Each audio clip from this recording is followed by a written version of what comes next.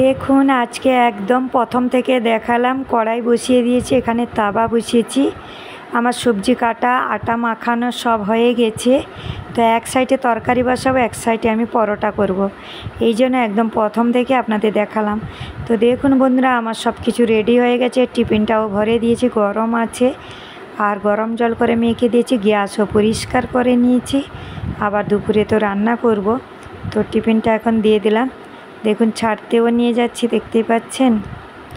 তো যতটা করি আমি মিথ্যা কথা বলি না, রাত 3টে থেকেই উঠে আবার রাত 2টো পর্যন্ত 1:30টা পর্যন্ত আমার ঘুমানো লাগে।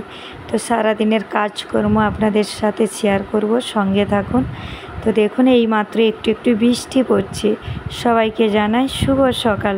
কেমন আছেন আমার সকল বন্ধুরা? তো দেখুন মেজো মেয়ে তারপরে যাবে, তারও টিফিনটা ভরে দিলাম। আর এখানে পিউ যাবে, পিউর জন্যও রেখেছি।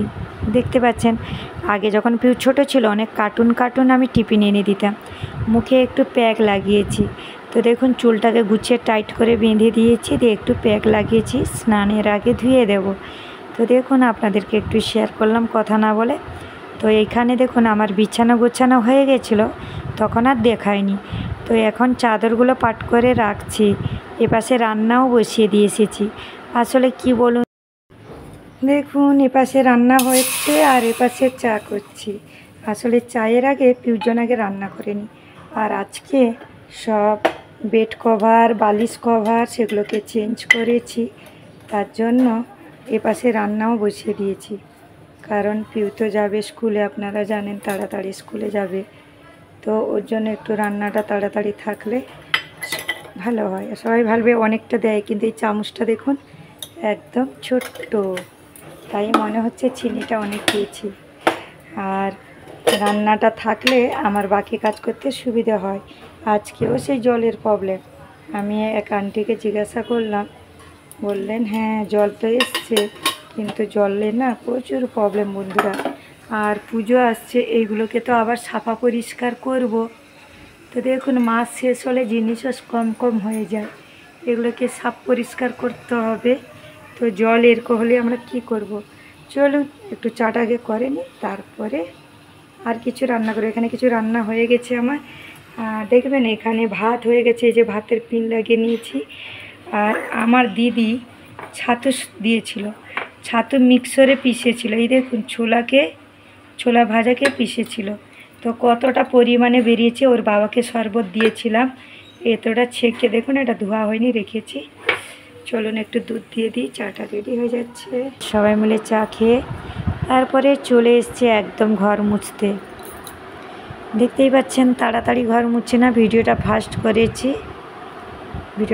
করে দিয়েছি, একা মোবাইলটাকে এক জায়গাতে রেখে তাড়াতাড়ি। দেখুন এখানে রান্নাবান্না করে রেখে দিয়েছি। আর পিউ এইমাত্র টিউশন থেকে এসছে। চুলটা কেমন হয়ে গেছে পিউ স্নান করে গেছিলো, এখন স্কুলে যাবে। এসে কিন্তু বলছে রুটি খাবে, দেখতে পাচ্ছেন।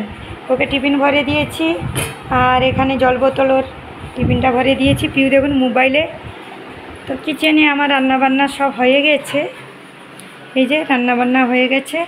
বাসন তো এসে আমি ধুবো, আর আমার স্নান টান সব হয়ে গেছে।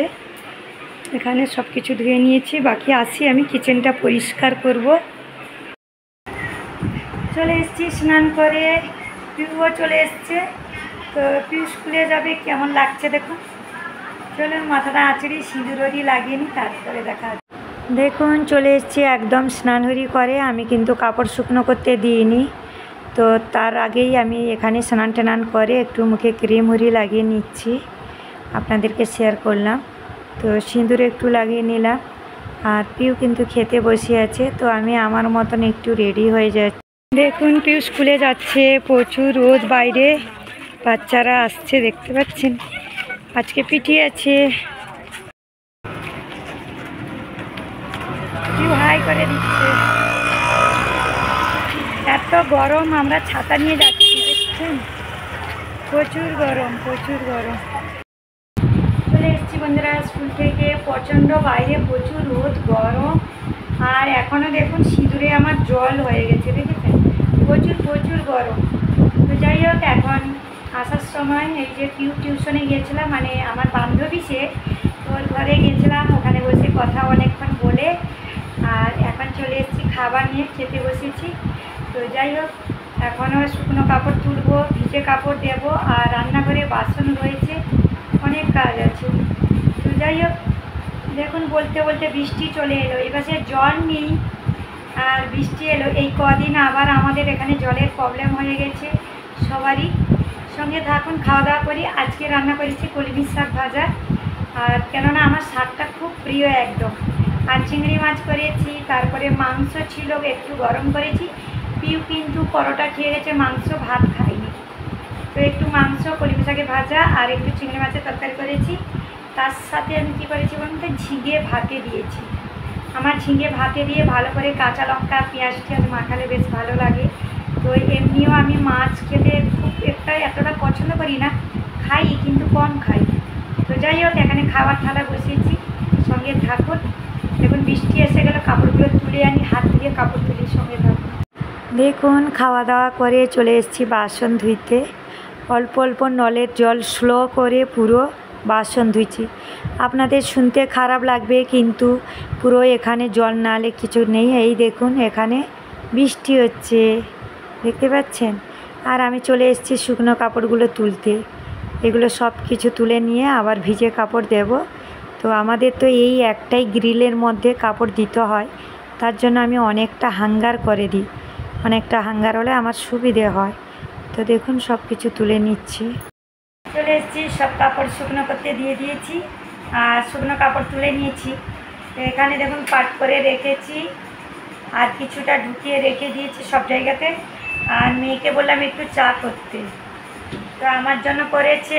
আর তারা দু বোন আজকে তাড়াতাড়ি চলে এসেছে, ওদের জন্য হাফ হাফ করেছে। আমি এইমাত্র পিউকে আবার স্কুলে আনতে যাব, তো একটু চাটা খেয়ে নিই, তারপরে ঝাড়ু দিয়ে যাব। 4:45 বেজে গেছে, 4:45 না 40 হয়েছে। তো যাই হোক, এই দেখুন চা করে নিয়ে এসছে, দেখুন। চলুন চাটা খেয়ে নিই, তারপরে পিউকে আনতে।